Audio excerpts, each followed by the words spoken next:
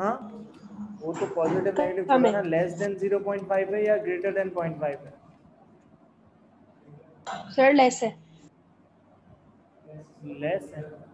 Greater, देखो sir area greater than है। 0.5 से ज़्यादा या कम, ये आगे या पीछे की बात नहीं कर रहा मैं, आगे या मीन से आगे या मीन से पीछे की बात नहीं कर रहा मैं इसकी बात कर रहा हूँ कि ये जो रीजन आएगा इसका एरिया 0.5 से कम होगा या ज़्यादा होगा? भाई 0.5 एरिया कितना होता है? आधा एरिया 0.5 होगा ना, ये पूरा एरिया 0.5 है। हाफ होता है ना सर? हाँ, आधा एरिया 0.5 है, ये एरिया 0.5 है, तो ये जो रीजन है ये 0.5 से ज़्यादा कैसे हो सकता है? लेस देन 0.5 है ये, तो लेस कम देन होगा। 0.5 है, मतलब मुझे 1 से माइनस करना है अपने आंसर को। सबसे पहले निकालेंगे z वैल्यू। z वैल्यू कैसे आएगी? 120 minus 112 divided by standard deviation. अब यहाँ पे इसने मुझे स्टैंडर्ड डेविएशन ही दिया हुआ है वलीद, तो इसलिए मैं डायरेक्ट 17.2 ही रखूँगा, स्क्वायर रूट नहीं करूँगा। सही है, बताओ क्या वैल्यू आएगी यहाँ पे?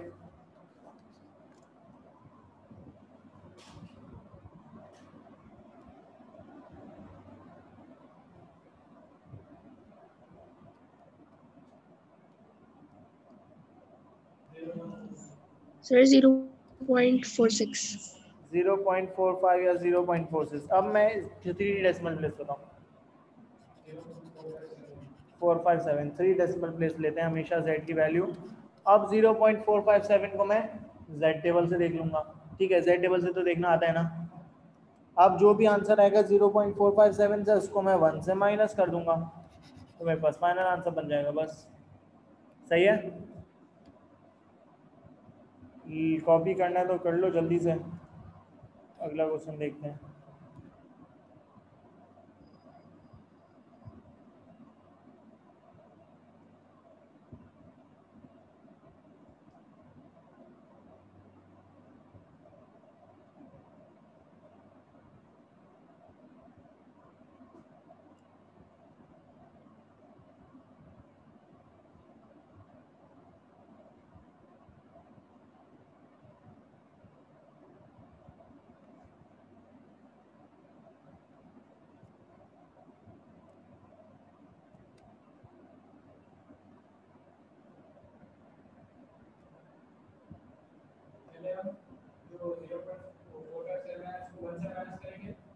पहले 0.457 में 1 से माइनस हमेशा प्रोबेबिलिटी होती है, 1 माइनस प्रोबेबिलिटी होती है, z वैल्यू नहीं होती।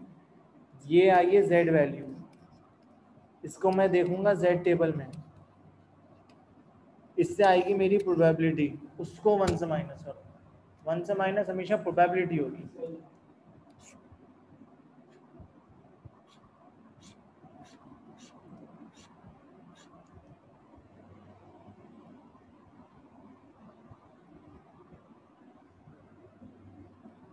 क्वेश्चन 4 था नेक्स्ट। Sir question 5। 4 नहीं था सर आपके मैसेज में तो आपने 5 लिखा था। 5? यस सर, 3 का पार्ट 1 था, फिर 5 था। अच्छा ये रहा 5 यहाँ।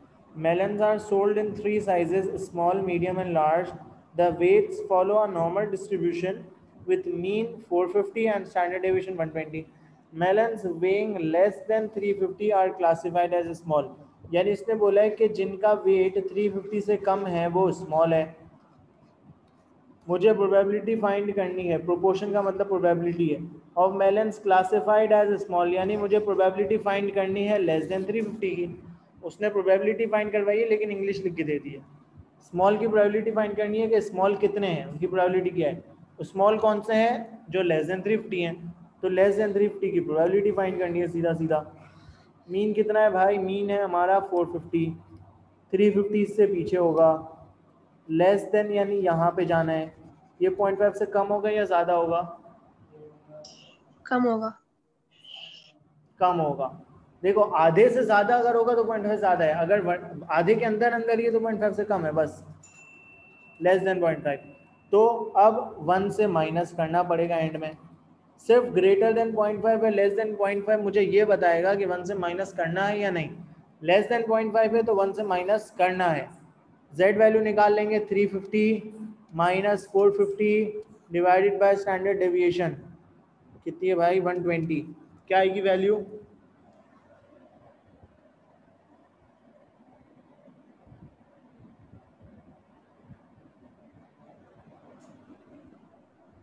सर मुझे इसका आंसर आ रहा था 0.2025। माइनस 0.833। हाँ, अब z वैल्यू मैं कभी भी नेगेटिव में नहीं देखा, मैं देखूंगा पॉजिटिव में ही। तो ये माइनस 0.33 है, मैं इसको देखूंगा z टेबल में 0.833। जो भी मेरी प्रोबेबिलिटी आएगी उसको मैं 1 से माइनस कर दूंगा, बस खत्म हो गया सवाल।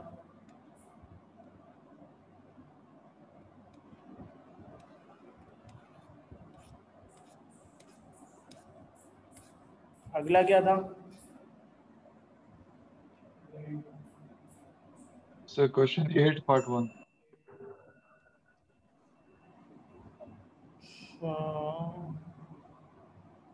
8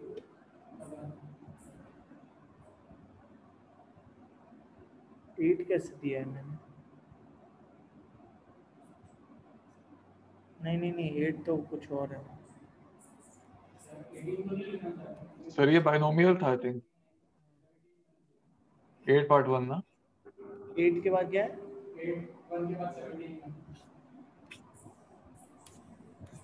8 1 क्यों दिया है मैंने यार? अच्छा ये होगा मेरे ख्याल से क्वेश्चन 9 होगा, मैंने गलती से 8 दे दिया। 9 का 1 देखो भाई, tyre pressures on a certain type of car independently follow a normal distribution with mean 1.9 standard deviation 0.15। Find the probability that all 4 tires on a car of this type have a pressure between 1.82 and 1.92। देखो ये बहुत अच्छा सवाल है, इसको मैं ले जाता हूँ पहले दूसरी स्क्रीन पे, वहाँ पे समझाता हूँ।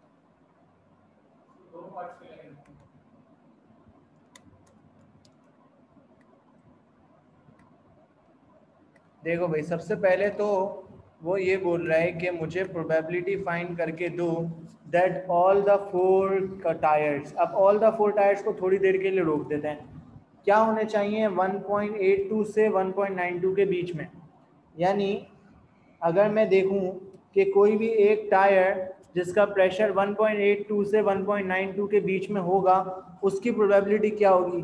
तो 1.9 यहाँ पे है, 1.82 इससे पीछे होगा, 1.92 इसके बाद होगा।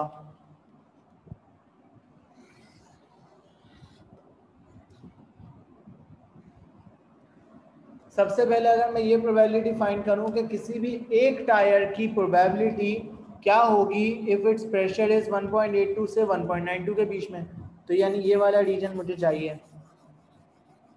यानी मुझे प्रोबेबिलिटी फाइंड करनी है that x is greater than 1.82 less than 1.92। ठीक है, तो अब देखो ये वाले जब भी रेंज बना के आई थी ना प्रोबेबिलिटी, तो उसको हम कैसे करते हैं? अगर मैं प्रोबेबिलिटी फाइंड कर लूँ लेस देन 1.92 की, नहीं इसमें ज़रूरत नहीं है, इसमें रुक जाओ, इसमें पहले एक चीज़ करेंगे उसके बाद देखेंगे।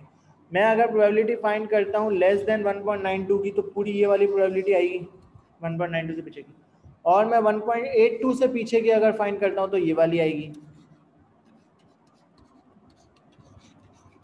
सही है, मैं अगर लेस देन 1.92 में से लेस देन 1.82 माइनस कर दूंगा तो ये बीच वाला रीजन आ जाएगा या नहीं आएगा? अगर मैं लेस देन 1.92 में से 1.82 लेस देन माइनस कर देता हूं तो मेरे पास बीच वाला रीजन आ जाएगा। ज़ैनब वलीद आ जाएगा? जी सर। अब यस सर आ जब जाएगा। लेस देन 1.92 की प्रोबेबिलिटी निकाल रहे होंगे तो ये वाला पूरा रीजन फाइंड कर रहे हैं, तो ये वाला रीजन पूरा जो है वो ग्रेटर देन 0.5 है या लेस देन 0.5 है? Sir greater than. Greater than 0.5 है, तो 1 से माइनस नहीं होगा। तो 1.92 minus 1.9 divided by standard division क्या थी भाई? 0.15। क्या आएगी जेड वैल्यू?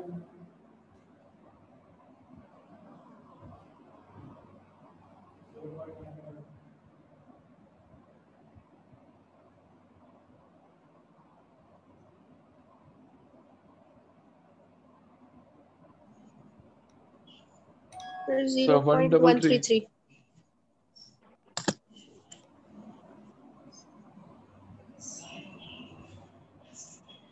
क्या आ रहा है? 0.13. 0.133, ये आ गई मेरी यहाँ से z वैल्यू। अब मैं क्या करूँगा, जब मुझे प्रोबेबिलिटी फाइंड करनी होगी लेस देन 1.82 की, तो वो ये वाला रीजन होगा। ये 1.5 से कम है या ज़्यादा है? कम है. कम है, तो इसके लिए मैं 1 से माइनस करूँगा, यानी यहाँ से इसका आंसर निकालो। 0.133 को z टेबल में देखो, z टेबल है या खोलना पड़ेगा मुझे? कहाँ था यार, मैंने डाउनलोड भी नहीं किया।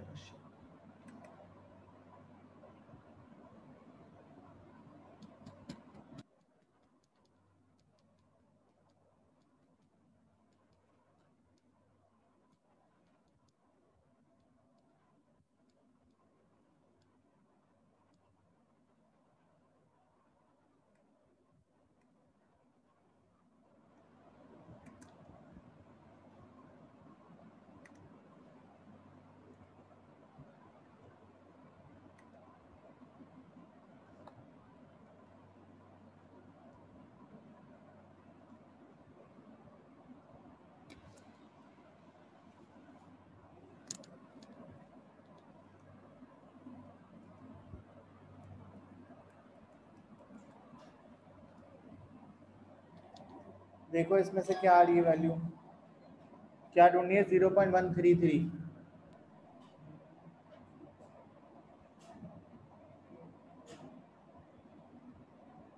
सर एक तो आ रही है 0.5517. प्रोबेबिलिटी जी सर. 0.5517, 0.1 और 3. जी, और दोबारा 3 पे ऐड करना है ना। 3 पे जो वैल्यू आ रही है 12 ऐड आ रही है, तो सर जी 0.5517 प्लस 12 आ रही. 0.5517 में 12 ऐड करना है, तो 0.5529, लास्ट वाले में 12 ऐड होगा ना। 12.5517. है ना, 12 पॉइंट नहीं, 12 लास्ट डिजिट्स में ऐड करना है बेटा, ये ओके. लास्ट वाली यूनिट्स में ऐड करना है, तो ये हो जाएगा 0.5529, यानी प्रोबेबिलिटी x लेस देन 1.92 आ गई मेरी 0.5529। अब मैं निकालूंगा प्रोबेबिलिटी x लेस देन 1.82, तो z value I 1.82 minus 1.9 divided by standard deviation, क्या आ रही है?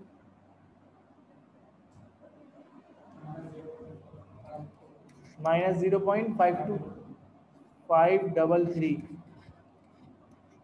अब मैं देखूंगा पॉजिटिव वाली, और पॉजिटिव वाली मैंने देखी तो क्या आ रही थी भाई? 0.533 पे देख लो, 0.53, 0.7019, और 3 पे 10 है, 0.7019 और 10 है, तो 0.7029, और इसको मुझे 1 से माइनस भी करना है, तो क्या आ जाएगा?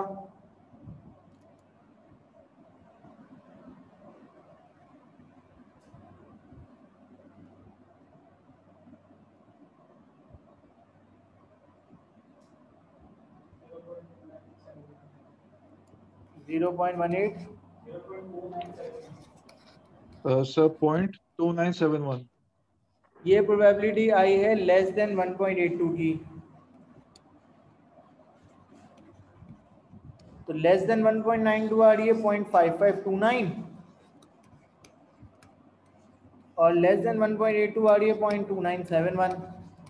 दोनों को माइनस कर देंगे, मेरे पास आंसर आ जाएगा बीच का। ठीक है, क्या आएगा आंसर? सर 0.2558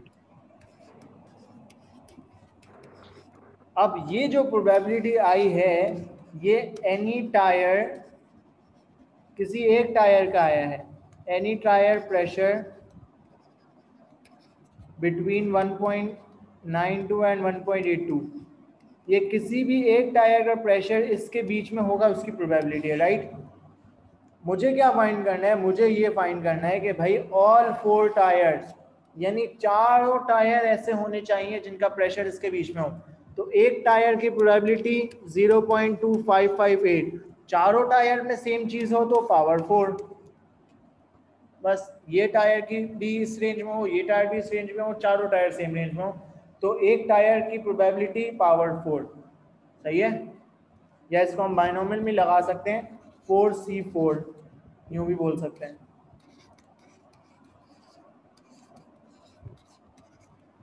ठीक है, इसको कॉपी करना है तो जल्दी से कर लो, और फिर दूसरा सवाल जो इस तरह का है उसको सॉल्व करो। आ गया, जल्दी करना।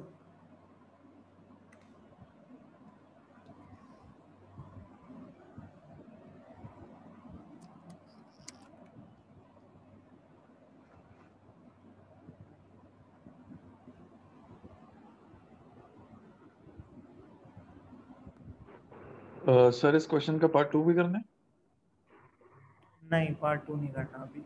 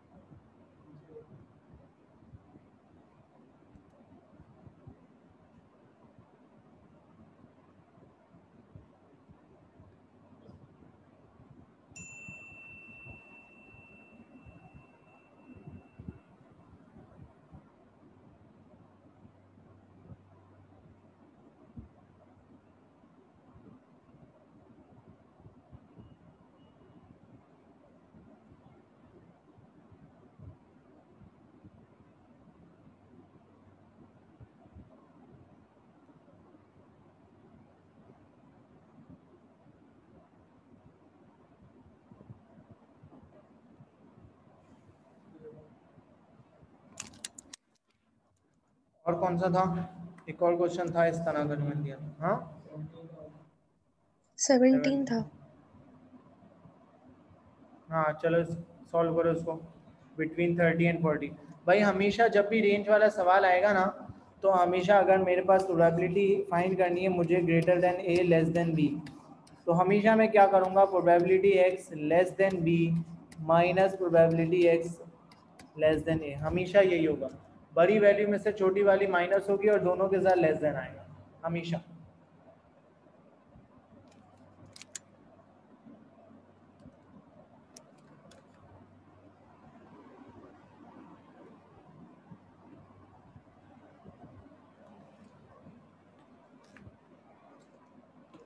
करो इसको सॉल्व।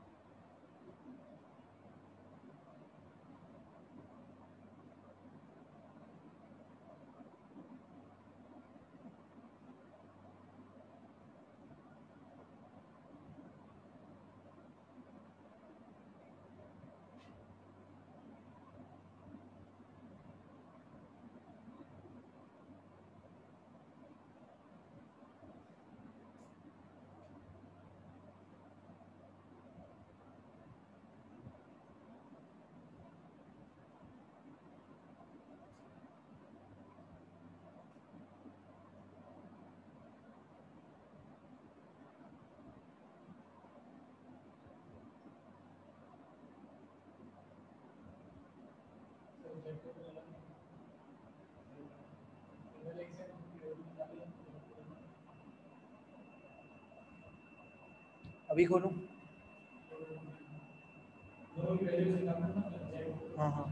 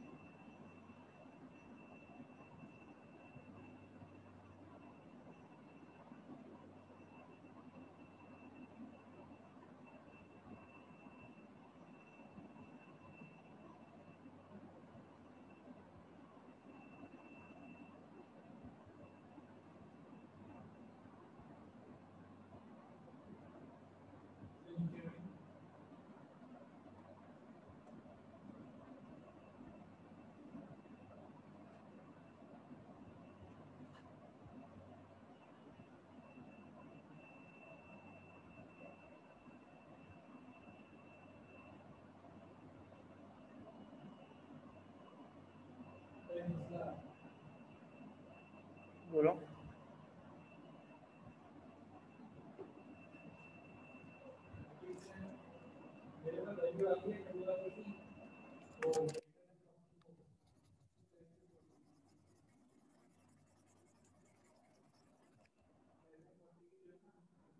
फोर्टी माइनस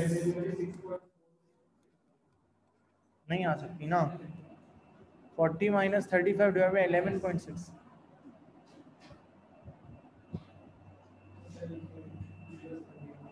क्या कर दिया?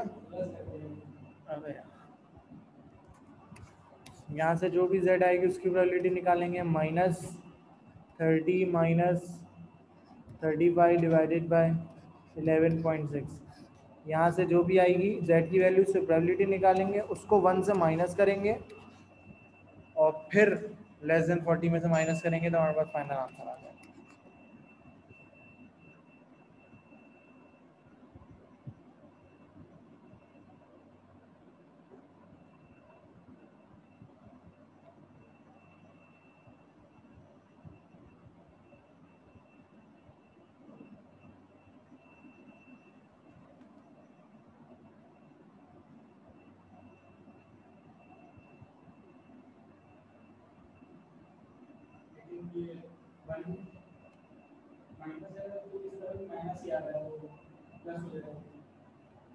नहीं ना, पहले इसको निकाल लो ना, इसकी प्रोबेबिलिटी 1 से माइनस करके। इसको 1 से माइनस करके प्रोबेबिलिटी निकालोगे तो प्रोबेबिलिटी तो पॉजिटिव ही आएगी ना। इन दोनों से हुआ?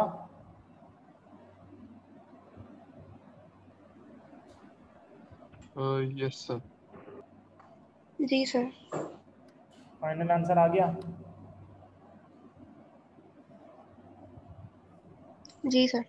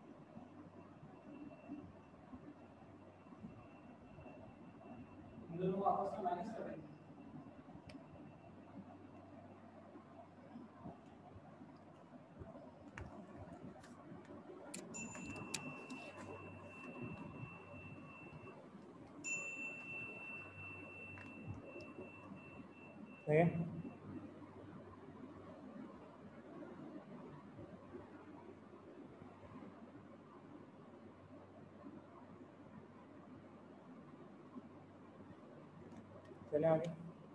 अच्छा, अब अगर हमें वैसे ये चीज़ क्वेश्चन कोई आया नहीं है इसका, लेकिन अगर मुझे प्रोबेबिलिटी फाइंड करनी होती है किसी एग्जैक्टली की, यानी ब्लैक से मुझे प्रोबेबिलिटी फाइंड करनी है इक्वल्स टू 150 की, तो मैं नॉर्मल डिस्ट्रीब्यूशन में किसी एग्जैक्ट वैल्यू की प्रोबेबिलिटी कैसे फाइंड करता हूँ? मैं डायरेक्ट किस एक वैल्यू की प्रोबेबिलिटी फाइंड नहीं कर सकता।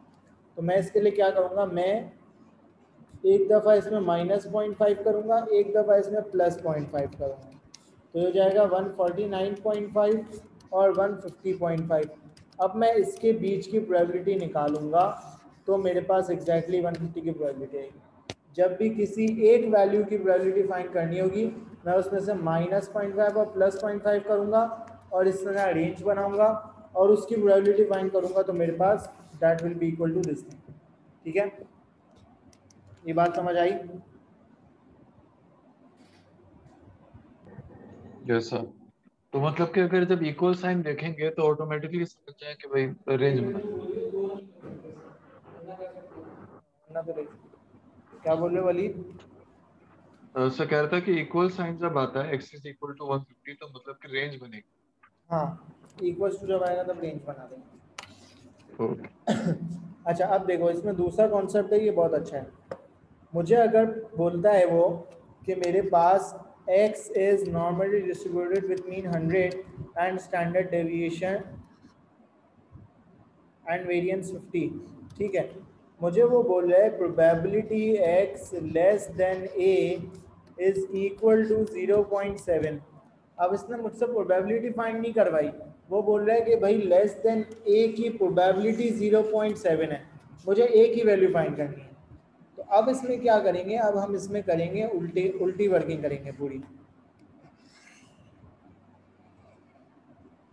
देखो, अब बीच में 100 होगा, ये a कहाँ मार्क होगा? a यहाँ मार्क होगा या यहाँ मार्क होगा? बताओ, a किस तरफ सर मार्क लेफ्ट करूँ? पे सर कहता है x लेस देन a ना, हाँ, x लेस देन a 0.7 कहता है, तो मतलब 70% पर होगा मार्क, तो राइट साइड पे। देखो इसका आसान तरीका क्या है, दोनों तरफ मार्क कर दो। दोनों तरफ मार्क कर दिया, लेस देन ए जाना है, यानी लेस देन ए अगर मैं यहाँ से जाऊँगा तो ये होगा, लेस देन ए यहाँ से जाऊँगा तो ये होगा। कौन सा वाला एरो बड़ा है?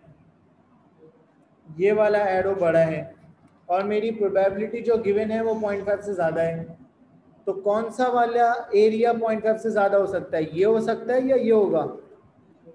सर नीचे जाहिर वाली सी लाइन। बात है नीचे वाला होगा, तो मेरी ए की पोजीशन यहाँ पे आ गई। ठीक है, और ये मैंने क्यों किया कि ए की वैल्यू, ए की पोजीशन डिटरमाइन क्यों करी? क्योंकि मुझे ये देखना था कि मेरी z वैल्यू पॉजिटिव होगी या नेगेटिव होगी। मुझे ये देखना था कि मेरी जो z वैल्यू निकलेगी वो पॉजिटिव होगी या नेगेटिव होगी।